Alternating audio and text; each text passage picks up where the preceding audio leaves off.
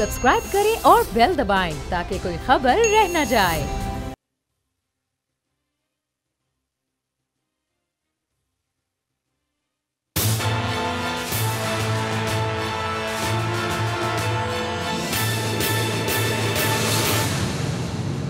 अस्सलाम वालेकुम। प्रोग्राम तज्जिया में हूं लीना इलियास और मेरे साथ मौजूद हैं समी इब्राहिम और राना ताहिर साहब। 2020 का पहला दिन काफ़ी एक्टिविटीज़ रहीं। काबीना का हंगामी इजलास भी हुआ, बल्कि खसूसी इजलास हुआ। आर्मी एक्ट के हवाले से भी चीज़ें सामने आई और इसके साथ साथ जस्टिस अतर मिनुल्लाह साहब ने भी बहुत अहम रिमार्क्स दिए हैं और बात की है नैब के हवाले से। जी समी साहब। जी अलीना, बहुत शुक्रिया। बिल्कुल आपने सही ये बात कही कि पहला दिन है आज 2020 का 2020 पहला दिन है और आज तेज़ी वैसी है जैसी 2020 में तेज़ी है। काबीना ने फटाफट आज आर्मी एक्ट में मंजूरी दी है, बहुत अच्छा किया। और ये जो एक मामला है इसको संभालने की ज़रूरत है और शायद अगला जो बताया जा रहा है फ्राइडे को इस पर वोटिंग भी हो जाएगी। और थोड़ा उसको डिले इसलिए किया क्योंकि अपोजिशन के कुछ आज लीडर्स ने ये कहा कि इजलास इतनी जल्दी में बुला लिया गया है और फॉग की वजह से बहुत सारे जो लोग हैं सिंध से, बलूचिस्तान से, जो अरकान सेनेट और असम्बली हैं वो पहुंच नहीं सके। तो क्योंकि ये एक ऐसा इशू है जिस पर एक अगर कंसेंसस से होगा तो और भी ज़्यादा स्ट्रॉन्ग मैसेज जाएगा दुश्मन को, तो वो उसको शायद जुमे के लिए रख लिया गया कि जुमे वाले दिन वो उसे पेश किया जाएगा। बहरहाल ये एक और बड़ी जो इंडिया में जिस तरह से ये हुआ मामला, एग्जेक्टिव ने कर लिया एक अपने हुक्म के ज़रिए, तो अभी एक्ट ऑफ पार्लियामेंट के ज़रिए पाकिस्तान में once for all it is going to be settled. और ये चलें देर आए दुरुस्त आए, एक चीज़ जो है वो बड़े अच्छे तरीके से हो गई। लेकिन स्टोरी जो बड़ी स्टोरी है राना साहब वो है आज जस्टिस अतर मिनुल्लाह के जो रिमार्क्स हैं। जस्टिस गुल हसन औरंगज़ेब और अतर मिनुल्लाह साहब, अकरम दुरानी साहब की दरख्वास्त ज़मानत पर आज बात हो रही थी, केस था उनका, और जिस पर नैब ने कहा कि जनाब अकरम दुरानी साहब जो हैं वो तहकीकात में तो शामिल हो रहे हैं लेकिन ताउन नहीं कर रहे क्योंकि वो अबूरी ज़मानत पर हैं अदालत से जनाब अकरम दुरानी साहब, तो इसलिए इनके वारंट गिरफ्तारी जारी किए गए हैं। अच्छा, अब जो एक बात कही अतर मिनुल्लाह साहब ने उसमें कोर्ट का जो एक बड़ा सवाल है उससे अंदाज़ा होता है कि ये सवाल, क्योंकि इसको मोहसिन रांझा साहब ने भी चैलेंज कर दिया है, नैब ऑर्डिनेंस जो है हाई कोर्ट में, और सुप्रीम कोर्ट में भी एक दरख्वास्त दायर हो चुकी है जी। और इट इज़ वेरी लाइकली कि ये जब ये छुट्टियां जब ख़त्म होंगी, जो मौजूदा तातीलात हैं, तो इसको सुप्रीम कोर्ट भी टेकअप कर सकती है। और अतर मिनुल्लाह साहब ने तो अब नैब से इसका जवाब मांग लिया है। उन्होंने वजाहत ये तलब की है कि आपने ब्यूरोक्रेट्स को कैसे तहफ़्फ़ुज़ दे दिया। उन्होंने कहा कि अकरम दुरानी पब्लिक ऑफिस होल्डर थे, इस केस में सारा जो इख्तियार है वो तो सेक्रेटरी के पास होता है, तो आपने प्रिंसिपल अकाउंटिंग अफसर यानी सेक्रेटरी को तो गिरफ्तार किया है। उन्होंने सवाल किया, अदालत ने कहा जिसके पास इख्तियार है आपने उसको गिरफ्तार किया है, वो भी मुल्ज़म है। जिस पर नैब ने कहा नहीं जी, हमने तो उन पर इख्तियारात के नाजायज़ इस्तेमाल का केस बनाया था और नए ऑर्डिनेंस में उसे तहफ़्फ़ुज़ दे दिया गया। तो जनाब अब ये जो मामला है ये जनाब अतर मिनुल्लाह साहब ने नैब से कहा कि ज़रा इस पे जवाब दें, तो उन्होंने नैब के ऑफिसर ने कहा कि जी मैं ज़रा सूरत हाल पूरी तरह मालूम करके मैं आपको बताता हूँ आके कि क्या सूरत हाल है। रिप्लाई के लिए उन्होंने टाइम मांग लिया, अदालत ने वेरी ग्रेशियसली वो टाइम दे भी दिया है, क्योंकि उस वक्त तो जो नैब के इन्वेस्टिगेटर हैं वो कोई नैब का नुक्ता नज़र तो नहीं बयान कर सकते थे। लेकिन अब ये जो अदालत ने सवाल किया है कि ब्यूरोक्रेट्स को आपने तहफ़्फ़ुज़ फराहम कर दिया, तो इसके बारे में बताइए क्या सूरत हाल है। तो ये वो जो एक सवाल उठ रहा है नैब ऑर्डिनेंस के हवाले से, मुझे लगता है कि वो तो अदालत बड़ी संजीदा नज़र आ रही है इस मामले में, क्योंकि ये करप्शन का मामला है और जिसके पास असल इख्तियार है उसका ये मामला है। तो मोहसिन रांझा साहब भी चले गए हैं अदालत में, आप क्या देख रहे हैं इसमें? जी समी साहब, देखें भाईजान, चीफ जस्टिस अतर मिनुल्लाह साहब ने जो सवाल उठाया वो बड़ा इम्पोर्टेंट है। उन्होंने जो नैब से इस्तफसार किया कि बताएं भाई प्रिंसिपल अकाउंटिंग अफसर जो है वो तो हर महकमे का जो है सेक्रेटरी होता है, उनको आपने तहफ़्फ़ुज़ दे दिया और जो पब्लिक ऑफिस होल्डर है उसको आप गिरफ़्तार करना चाहते हैं। तो नैब ने ऐसे उन्होंने यही सिर्फ ब्यूरोक्रेट के हवाले से जवाब नहीं मांगा, उन्होंने कहा बताओ और कौन कौन सी क्लास को तहफ़्फ़ुज़ दिया गया इस आर्डिनेंस में, यानी किस किस को इस्तिस्ना दे दिया गया नैब की कार्रवाई से, वो अदालत ने इनसे जवाब मांगा है नैब से। अब मसला ये है समी साहब, बात बहुत पते की है और बड़ी वजनी है और ये खुली हकीकत है कि अगर सेक्रेटरी जो है मिनिस्टर के साथ ना मिला हुआ हो तो मिनिस्टर कुछ नहीं कर सकता, बल्कि सेक्रेटरी ही रास्ता दिखाता है मिनिस्टर को। हाँ, कि भाईजान इधर दिन निकल जाओ, क्या आपने यहाँ से चले जाना है, क्योंकि उसको सारे लूप होल्स का पता है, उस कानूनी लैंग्वेज का पता है। और जो बाज़ औक़ात वज़ीर साहब को पता ही नहीं होता और सेक्रेटरी साहब उसमें वारदात डाल देते हैं। लेकिन यहाँ पर जो नैब ऑर्डिनेंस है उसमें जो प्रिंसिपल अकाउंटिंग ऑफिसर है, जो सेक्रेटरी है, जिसका अदालत ने बड़ा राइटली पॉइंट आउट किया, मैं दाद देता हूँ जस्टिस अतर मिनुल्लाह को, उन्होंने जो पॉइंट उठाया उसमें कि उन्होंने कहा कि जनाब वो जो बंदा जिसके पास इख्तियार है उसको आपने तहफ़्फ़ुज़ दे दिया और इधर वजीर साहब को आपने पकड़ लिया। पीटीआई की जहानत पे सलाम करने को दिल चाहता है जिसने भी ऑर्डिनेंस बनाया है। नहीं, ये समीर साहब देखें, ये बात जो है ना बहुत संजीदा है, बिल्कुल सही। और अदालत ने बड़ा संजीदा सवाल उठाया है कि आप इसकी आड़ में होगा क्या समीर साहब, अगर आप प्रिंसिपल अकाउंटिंग अफसर को तहफ़्फ़ुज़ दे रहे हैं तो फिर जो पब्लिक ऑफिस होल्डर है उसको आप यानी केस को कमज़ोर करने वाला ना बनने वाला केस बनाएंगे ना आप पब्लिक ऑफिस होल्डर पर। बिल्कुल। तो इसलिए ये सवाल अब ऑर्डिनेंस जो है इस पर अदालत में समीर साहब बहस होगी, इसके मनफी और मुस्बत पहलुओं का जायजा लिया जाएगा। अच्छा, क्योंकि चीफ जस्टिस साहब हैं, वो हाई कोर्ट के पास ये जुरिस्डिक्शन तो है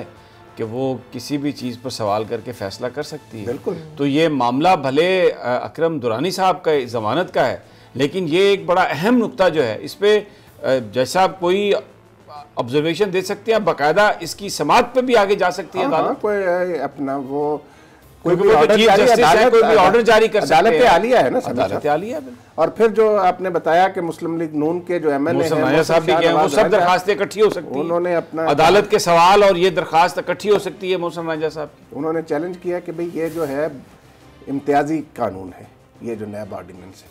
और ज़ाहिर बादियों नज़र में ये देखें, आज जो चीफ जस्टिस अतर मिनुल्लाह ने नुकात उठाए हैं, अब देखें ना, इनको देखते हुए ये बिल्कुल इम्तियाजी कानून तो लगता है ना। नहीं, लेकिन सवाल ये है कि ये अचानक 1.5 साल के बाद हुकूमत को भी ये इम्तियाजी सलूक नज़र आया। मैं आज फवाद चौधरी साहब की तकरीर सुन रहा था और वो आज बड़े पुरसकून अंदाज में कह रहे थे कि हमसे भी गलतियाँ हुई, आपसे भी गलतियाँ हुई, और अब उनको एक चीज़ बड़ी प्रॉब्लम लग रही है। 62-63 के तहत वो कहते हैं कि जो सियासतदानों को ये नाहल करार दे देती है अदालत, और ख़ुद जो जजेज़ हैं ये उधर पब्लिक अकाउंट्स कमेटी में आने के लिए तैयार नहीं है, तो ये बड़ा एक दोहरा म्यार है। तो वो कुछ थोड़ा सा इख्तियारात के हवाले से बड़ा मुझे ज़रा जुज़बुज़ नज़र आए। लेकिन मैं ये आई वॉज़ रिकॉलिंग कि जो अपोजिशन के साथ मामला ख़राब किया था, वो मुझे तकरीर याद है फवाद चौधरी साहब की, जिस पे झगड़ा शुरू हुआ था, जिस पे उन्होंने बड़ी मशहूर तकरीर है, जिसमें उन्होंने कहा चोर को चोर ना कहें तो क्या कहें, लुटेरे को लुटेरा ना कहें तो क्या कहें, क्योंकि जब वो वर्ड्स की बात हो रही थी। लेकिन आज वो जो उनकी गुफ्तगू थी वो बहुत ज़्यादा रिकन्सिलिएशन की तरफ गुफ्तगू थी। तो ये जो नैब का नया ऑर्डिनेंस आया, ये अपोजिशन तो इसकी डिमांड करती रही है कि ये ड्रैकोनियन लॉ है और इसको ख़त्म हो जाना चाहिए, और ये बिल्कुल एक डिक्टेटर का बनाया हुआ, एक आमिर का बनाया हुआ कानून है। बिलावल भुट्टो भी यही कहते रहे। लेकिन अब जब गवर्नमेंट ने ये काम कर दिया है, तो क्या इसके कोई मखसूस कोई बेनिफिशरी आपको नज़र आ रहे हैं? देखें, क्या वजह है अपोजिशन ने इसको चैलेंज किया? अपोजिशन जो चाहती थी वो इसमें नहीं किया गया। अपोजिशन वो बिल लाना चाहती है जो कायमा कमेटी के पास पहुंचा हुआ है। वो क्या बिल है? जिसके तहत रिमांड की मुद्दत कम कर दी जाए। अच्छा, हाँ, वो जिसके तहत चेयरमैन पहले ये प्रेज्यूम कर लिया गया करने का इख्तियार प्रेज्यूम कर लिया गया था कि यही ऑर्डिनेंस है। हाँ, अच्छा, तो ये वो चाहते हैं अपोजिशन वाले, वो हुआ नहीं। और ये देखिए, मैं आपको बताऊं समीर साहब, हमारी अदालतें जो हैं बड़ी फ़ाल हैं और वो आइन और कानून का बड़ी बारीक बीनी से जायज़ा लेते हैं। ये ऑर्डिनेंस जो है अब अदलिया के सामने आ चुका है और इसमें जो भी तरमीम की गई है जो आइन की बुनियादी रूह के ख़िलाफ़, यानी आइन जो है आपका वो तबकाती तकसीम या इम्तियाजी सलूक की इजाज़त नहीं देता। आपने समीर साहब तो इजाज़त नहीं देता, लेकिन हो क्या रहा है बाहर? समीर साहब बात ये है, गरीब आदमी वो तबकात की इजाज़त नहीं देता आइन, बस एक किताब में पढ़ा हुआ है और बाकी अमली तौर पर क्या हो रहा है इधर? सारा ही सारा तबकाती निज़ाम है हमारा, सारी की सारी डिस्क्रिमिनेशन है। सुबह से जो गरीब आदमी चलता है बेचारा अपने घर से अपनी जॉब तक पहुंचता है और वापस आता है, तो पता नहीं कितने तबकाती निज़ाम का वो आपने फुटेज देखी है, वो कांस्टेबल को मार मार के उसका मुंह सुझा दिया कराची में उन्होंने।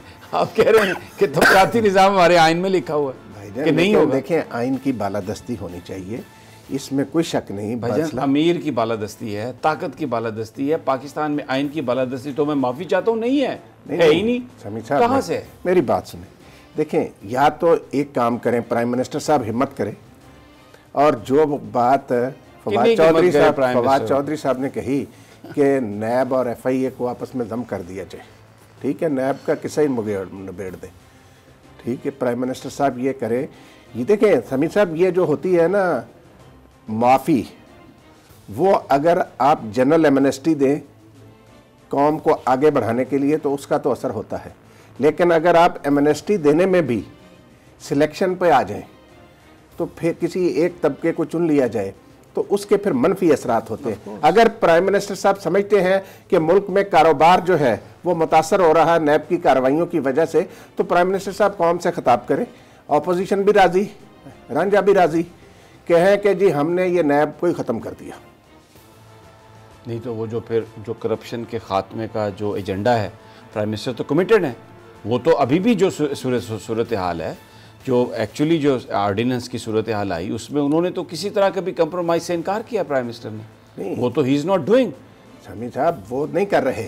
और ये ऑर्डिनेंस मैंने आपको बताया ना कि अपोजिशन इस ऑर्डिनेंस की मुखालफत इसलिए कर रही है कि अपोजिशन को वो चीज़ें नहीं मिली।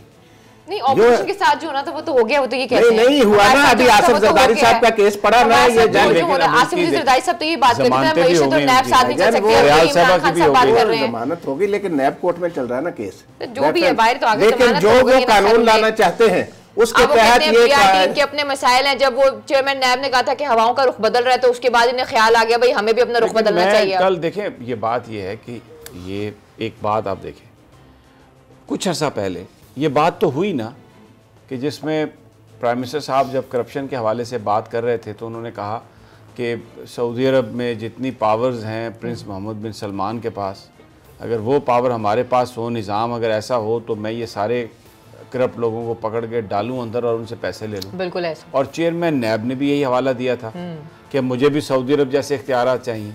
एक ये नहीं कहा था चाहिए भाईजान, उन्होंने कहा था कि जिस तरह उधर है हमारे पास उस तरह नहीं। और चेयरमैन नैब बार-बार ये कह चुके हैं आप चलें, आप करके देखें, कोई मसला नहीं है। आप जो मर्जी इसको कह लें, उनका मतलब यही था, उनका मकसद यही था कि मुझे भी वो दुर्रे मारने का इख्तियार दें तो मैं आपको पैसे उधेड़ के इनकी पसलियां जो है ना मैं पैसे निकाल दूंगा। कहने का मकसद यही था।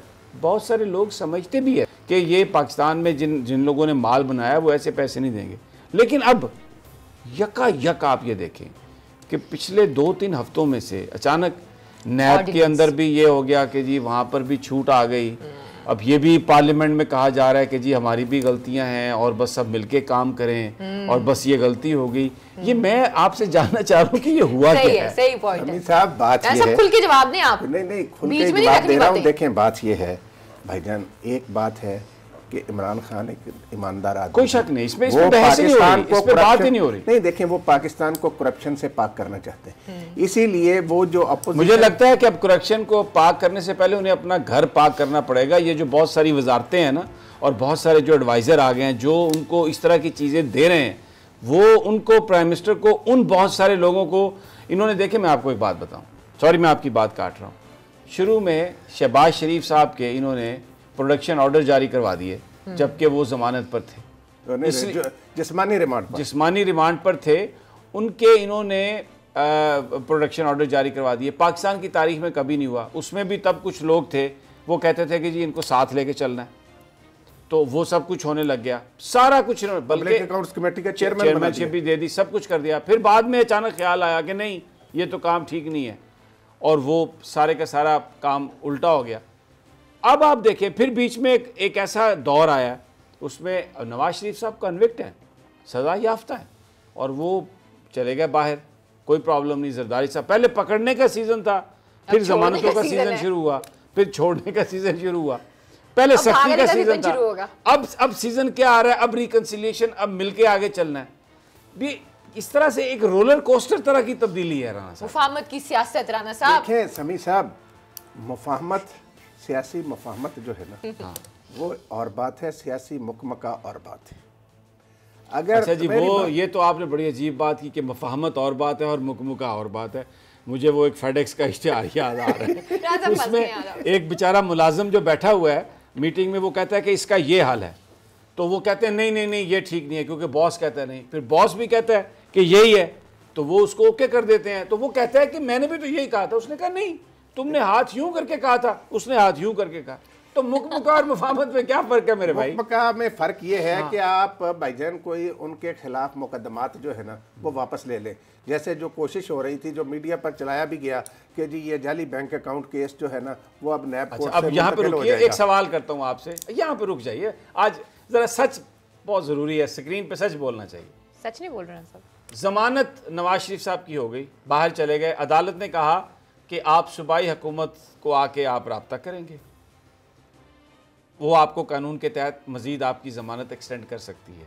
नवाज शरीफ साहब की सारी मेडिकल रिपोर्ट्स पंजाब गवर्नमेंट को पेश कर दी गई। अब पंजाब गवर्नमेंट ने आगे से ये कहा कि जनाब हमें आपकी दरख्वास्त मिल गई, हम मुनासिब वक्त पर आपको इसका जवाब देंगे। अब जब तक वो मुनासिब वक्त नहीं आएगा, वो जमानत उनकी इंटैक्ट है अदालती हुक्म के मुताबिक। अब ये आप इसको मुफाहमत कहेंगे या मुकमुका कहेंगे? मेरा सवाल ये आपसे। ये नहीं कहा उन्होंने भाईजान, सिर्फ उन्होंने उनसे कहा है कि आप मजीद जरा मेडिकल रिपोर्ट्स लाएं, तो अभी मतलब उनको टाइम देना।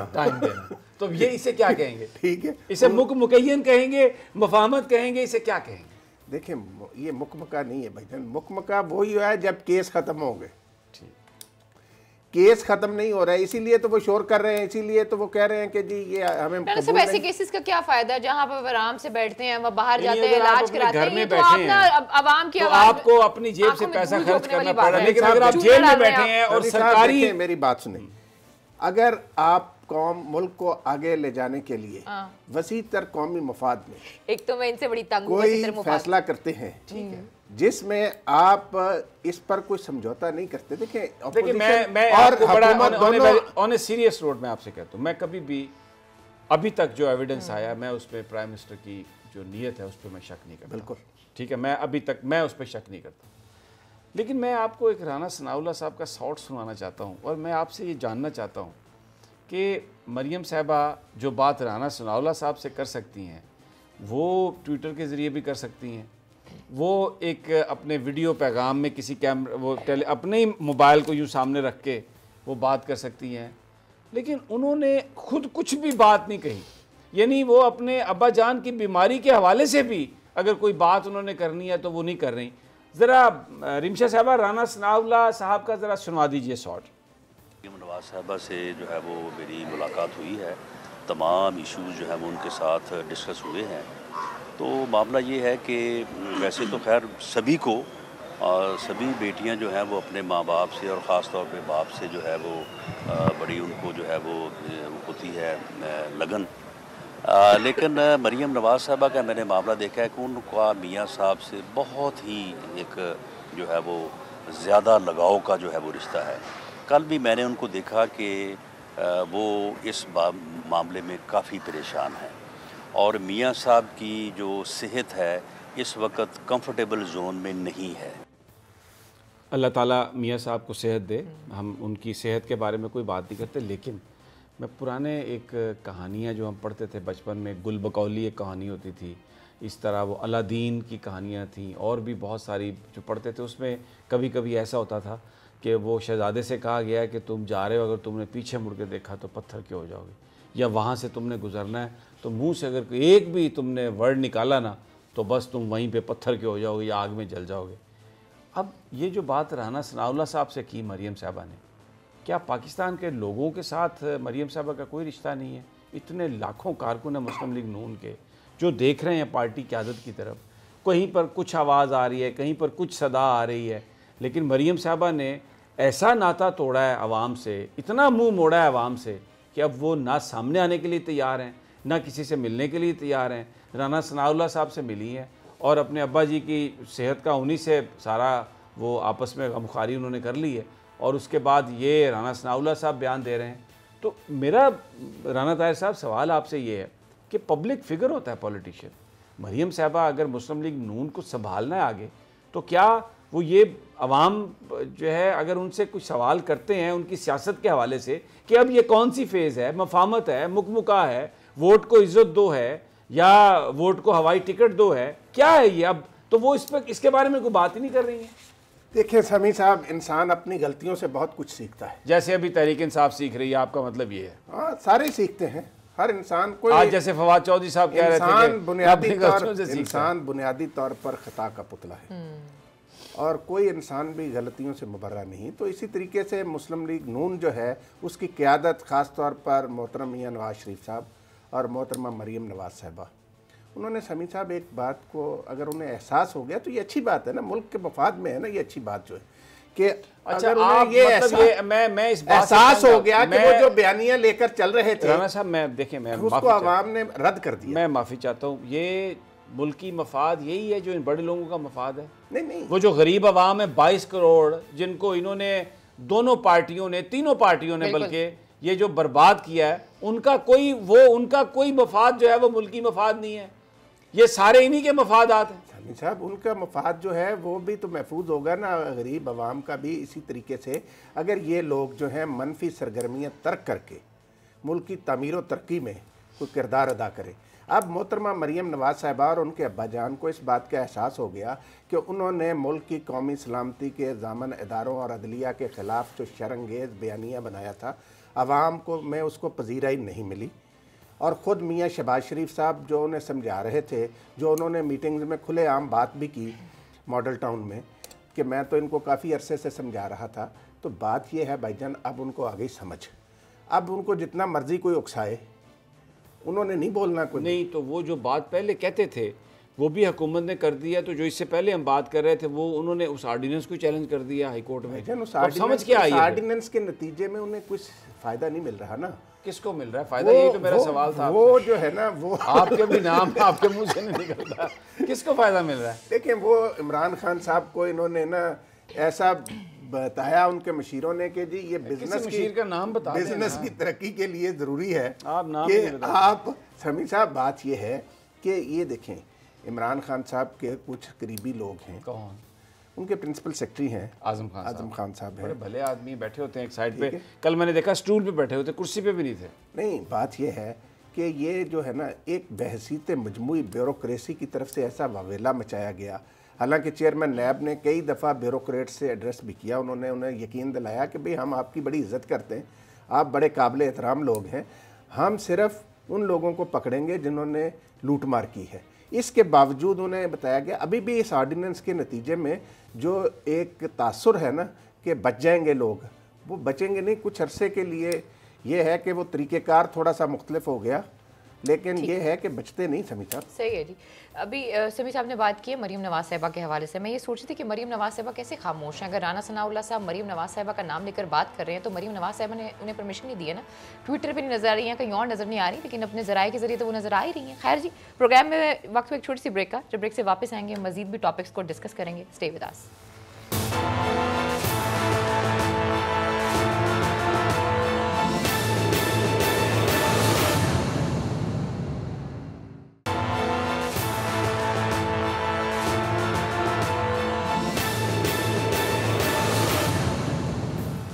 वेलकम बैक नाज़रीन, तब फिर आपको खुशामदीद कहते हैं। जी समी साहब, बात हो रही है मुफाहमत की सियासत हो रही है या फिर सब मिले हुए आपस में?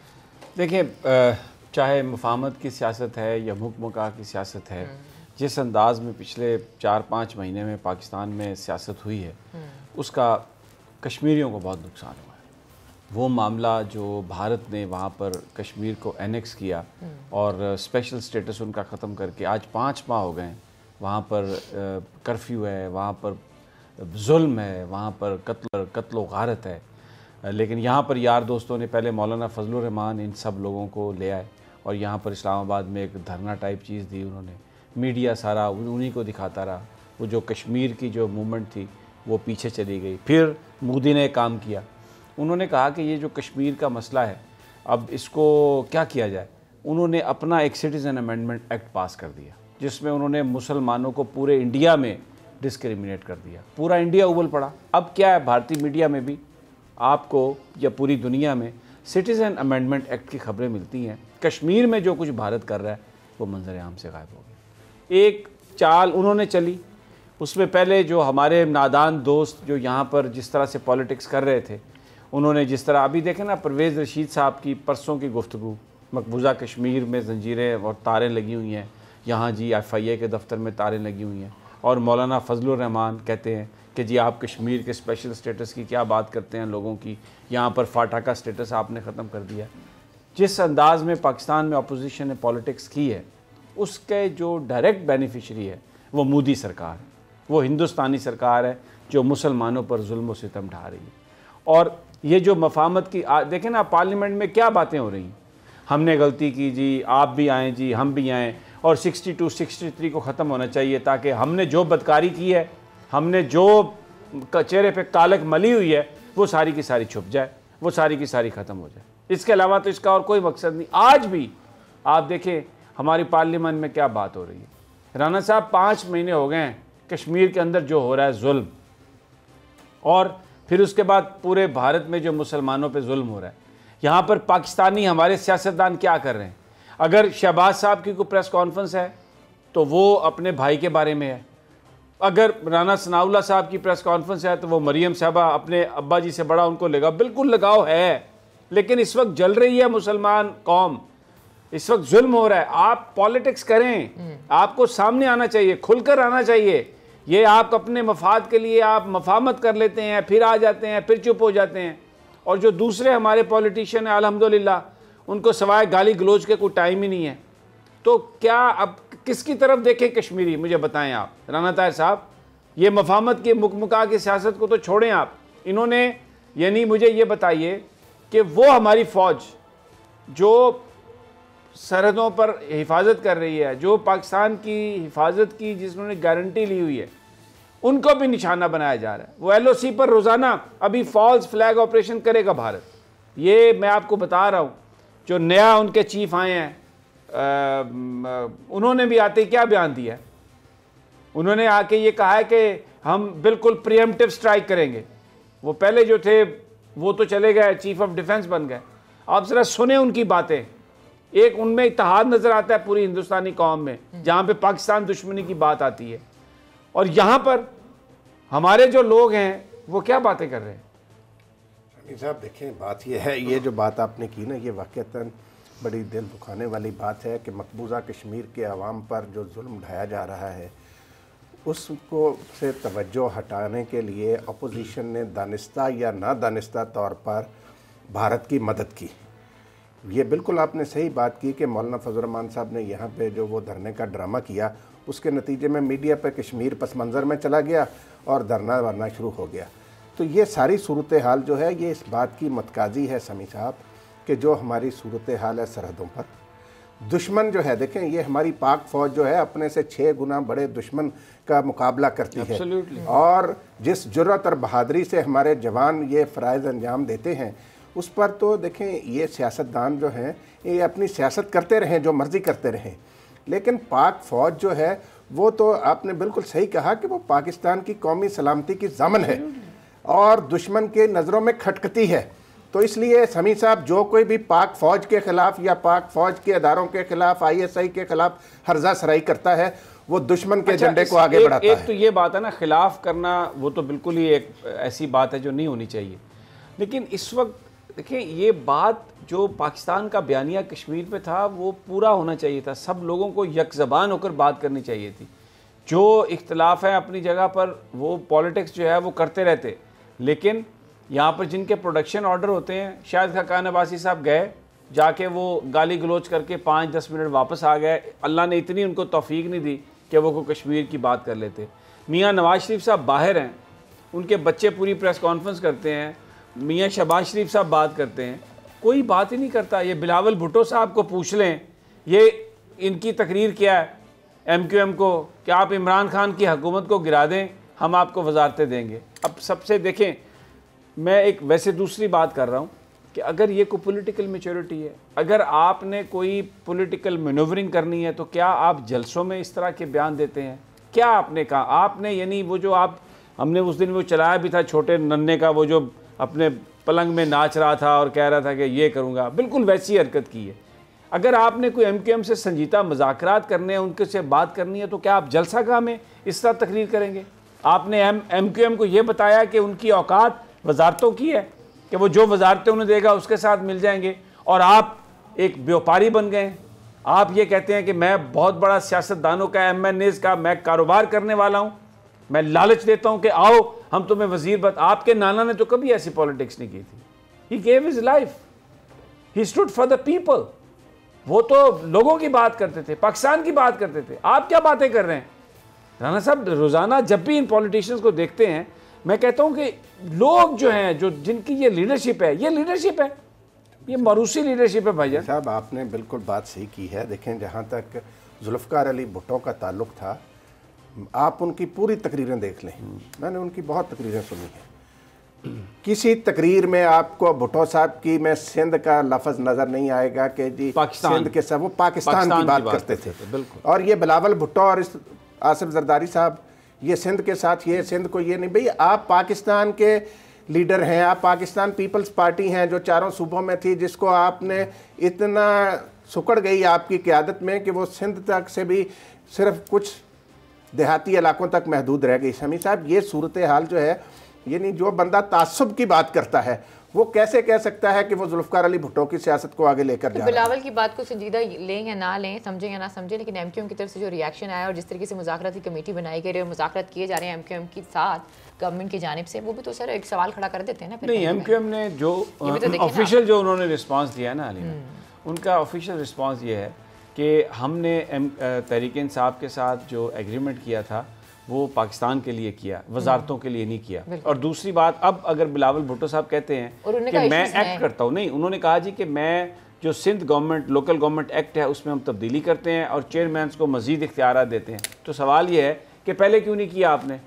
पहले आप कहाँ पर बैठे हुए थे? पहले वो गलत काम आप ही की छतरी के नीचे हो रहा था, तो आप क्यों खामोश थे? क्यों नहीं आपने होने दिया? इन्होंने खुद बनाया ये, इन्होंने जो कराची के मेयर से इख्तियारात खुद पीपल्स पार्टी ने छीने, वहां पर से सारे इख्तियारात जो है ना सिंध की बिल्डिंग कंट्रोल अथॉरिटी को दिए। वो जो सारी बिल्डिंग्स गिर रही हैं, परमिट हो रही है, चाइना कटिंग हुई है, सब इन्होंने किया। उससे पहले MQM, लेकिन MQM ने कहा कि हमें तहफ़्फ़ुज़ात हैं, बिल्कुल हैं, हम गवर्नमेंट से काफ़ी चीज़ों को लेकर नाराज़ हैं। वो तो बात सही है, पॉलिटिकल पार्टीज के आपस में नाराजगी होती है, लेकिन अलग जमात है, लेकिन उसका उन्होंने फायदा लिया पॉलिटिकल, जो होना चाहिए था कि वो फौरन जो सिंध के लिए, कराची के लिए जो कमेटी बनी हुई है उसका इजलास शुरू हो गया, और जो MQM के साथ जो वादे थे तहरीक इंसाफ के, उन्होंने उनको पॉइंट उठाया कि जनाब आपने ये, जाहिर है MQM भी एक पॉलिटिकल पार्टी है, उन्होंने कल इलेक्शन लड़ना है, उन्होंने अपने वोटर्स के पास जाना है, उनका मंशूर है। तो अगर उनके इलाकों में तरक्की नहीं होगी, कराची में तरक्की नहीं होगी, तो लोग उनको क्यों वोट देंगे? तो उनको तो एक अपॉर्चुनिटी मिली, उन्होंने सही इस्तेमाल की। लेकिन बिलावल भुट्टो, आप भुट्टो के नवासे हैं, आपसे ये तवक्को नहीं की जाती कि आप इतनी कच्ची आप बाजी खेलेंगे, आप इतनी कच्ची पॉलिटिकल। बस आप भी उम्मीदें करना ना, बस उनसे ज्यादा उम्मीदें ना लगाएं, आप भी खत्म कर दें अपनी उम्मीदें, आपकी बड़ी उम्मीदें होती हैं। खैर जी, प्रोग्राम में वक्त तो एक छोटी सी ब्रेक है, जब ब्रेक से वापस आएंगे मजीद टॉपिक्स को भी डिस्कस करेंगे। Stay with us.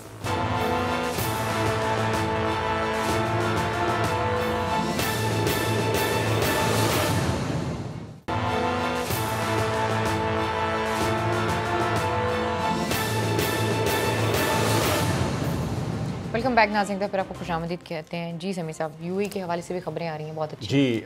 बड़ी खबर है कि UAE के जो क्राउन प्रिंस हैं वो कल पाकिस्तान आ रहे हैं एक दिन के दौरे पर। इससे पहले उनके एक और वज़ीर भी होके गए हैं, प्रिंस मोहम्मद बिन सलमान से मिलने भी गए थे इमरान खान साहब कुआलालंपुर समिट से पहले।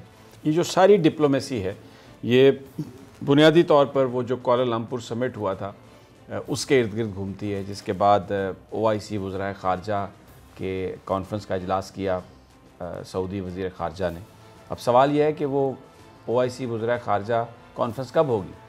जो अभी तक इतलात आ रही हैं कि जी वो अप्रैल में होगी, तो ये तो एक बड़ी अजीब बात है कि बंदा अब मर रहा है लेकिन दवाई उसको 3 महीने बाद मिलेगी। जो इस वक्त मुसलमानों के साथ कश्मीर में हो रहा है, जो कश्मीरियों के साथ जुल्म हो रहा है, उसमें OIC वज़राए ख़ारजा कॉन्फ्रेंस अप्रैल में, ये तो एक बड़ी दूर की कहानी है। इतना दूर तो दम ही निकल जाएगा बंदे का। लेकिन बहरहाल एक जो रवैया था हमारे पड़ोसी ममालिक का, दोस्त ममालिक का, जिसमें बाकायदा तौर पर यह कहा गया कि अगर आपने जो रिपोर्ट्स हैं जिसको सऊदी अरब ने डिनाई किया, लेकिन तैयब अर्दगान साहब ने ये कहा गया कि जी हम पैसे भी निकाल लेंगे, वर्कफोर्स भी वापस भेज देंगे, और इसको फिर बड़े तरीके से हैंडल किया इमरान खान साहब ने। आर्मी चीफ भी यूएई के दौरे पे गए। अब वो जो आ रहे हैं तो वो गालबन वो जो एक प्लानिंग है कश्मीर के हवाले से या ओआईसी को फ़ाल करने के लिए शायद उसका ये फॉलो अप हो राना साहब, क्योंकि अगर अप्रैल में ये कॉन्फ्रेंस होती है तो ये तो बहुत लंबी कहानी है। और दूसरा ये कि तैयब अर्दगान टर्की के प्रेसिडेंट, उनका पाकिस्तान का दौरा ड्यू है अगले महीने।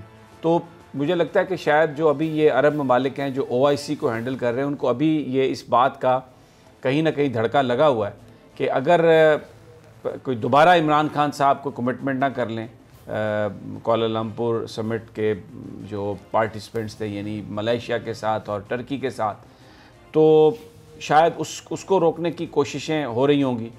लेकिन अगर जल्दी ओआईसी वज़रा ख़ारजा कॉन्फ्रेंस नहीं होती और अगर जल्दी ओआईसी फ़ाल नहीं होती जिस अंदाज में होना चाहिए, तो मुझे लगता है प्राइम मिनिस्टर साहब के पास फिर बहुत मुश्किल होगा इस चीज़ को कंटिन्यू करना, टर्की और मलेशिया और वो ईरान और कतर से अपने आप को दूर रखना।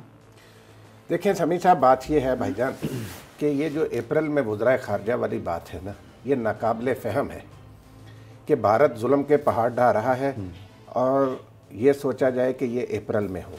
मैं तो कहता हूँ कि हंगामी अजलास फौरी तौर पर होना चाहिए इस्लामी ममालिक के वज़रा ख़ारजा का, जिसमें भारत पर ये दबाव डाला जाए कि जो तुमने ये जुल्म का बाजार गर्म किया हुआ है इसको बंद करो, और एक प्लान ऑफ एक्शन दिया जाए कि इस्लामी ममालिक उसमें क्या करेंगे। अगर आप ये नहीं करोगे तो फिर हम क्या करेंगे? क्योंकि भारत की जो प्लानिंग है ना राना साहब, वो ये है कि उन्होंने ये जो सिटीज़न अमेंडमेंट एक्ट किया है, इस पर बहुत रिएक्शन आया कि जी ठीक है, अगर मुस्लिम ममालिक आएंगे भी तो हम ये करेंगे कि हम सिटीज़न अमेंडमेंट एक्ट वापस ले लेंगे और हम कहेंगे कश्मीर पे जो हमने किया आप उसको एक्सेप्ट कर लो। ये उनकी ज़ाहिर पॉलिसी लग रही है। हाँ, ये बड़ी कोई प्लानिंग लगती खौफनाक। तो इसके लिए ये बड़ा ज़रूरी है कि जो बुनियादी जो मुतालबात हैं कि वो जो स्पेशल स्टेटस कश्मीर का ख़त्म इन्होंने किया भारत ने, उसको वो रिस्टोर करे स्पेशल स्टेटस को, और मीनिंगफुल डायलॉग हो कश्मीर के मसले के लिए। ये नहीं है कि जी वो स्टेटस उस पर ये बात हो और वो उनके साथ जुल्म सितम कश्मीरियों के साथ वो अपना हक मांग रहे हैं।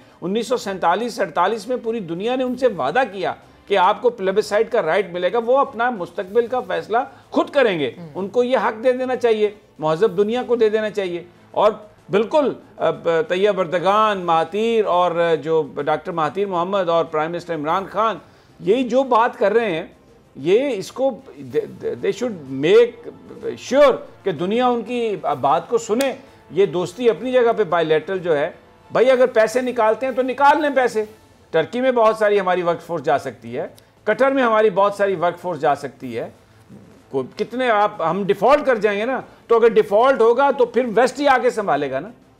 देखिए ना, मैक्सिको ने 80s में राना साहब ये कहा था वर्ल्ड बैंक से कि भाई IMF से, कि वो जो वर्ल्ड बॉडी थी उस वक्त, कि मैं आपकी पेमेंट नहीं कर सकता, मैं डिफ़ॉल्ट करने लगा हूँ। किताबें लिखी हुई हैं।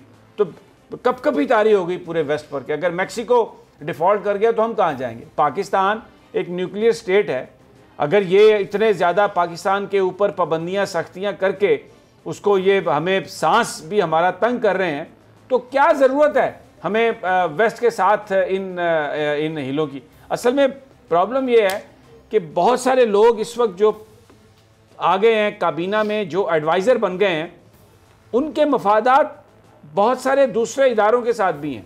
पूरा प्रोग्राम करेंगे हम इंशाल्लाह, और जो एक जो बंदा बैठा हुआ है वो कहाँ से आया है, उसका क्या बैकग्राउंड है और वो कौन से एजेंडे पर है, तो आपको ये पता चलेगा कि हमारे जो अहम मामलात हैं ठीक वो कौन लोग उनको देख रहे हैं। राना साहब चलिए उम्मीद करते हैं समी साहब के आने वाले दिनों में इस हवाले से मैं पूरा प्रोग्राम करूंगा। ये जो मिनिस्टर्स हैं, जो एडवाइजर्स हैं, जो मिनिस्टर ऑफ स्टेट्स हैं, उनके बारे में पूरी उनकी डिटेल और उनके नाम और उनके बैकग्राउंड बताएंगे। खैर जी, पूरा हम एक एक्सक्लूसिव देंगे समी साहब, लेकिन आज के प्रोग्राम से हम तीनों को इजाजत दीजिए। अपना बहुत ख्याल रखिए। अल्लाह ने के बाद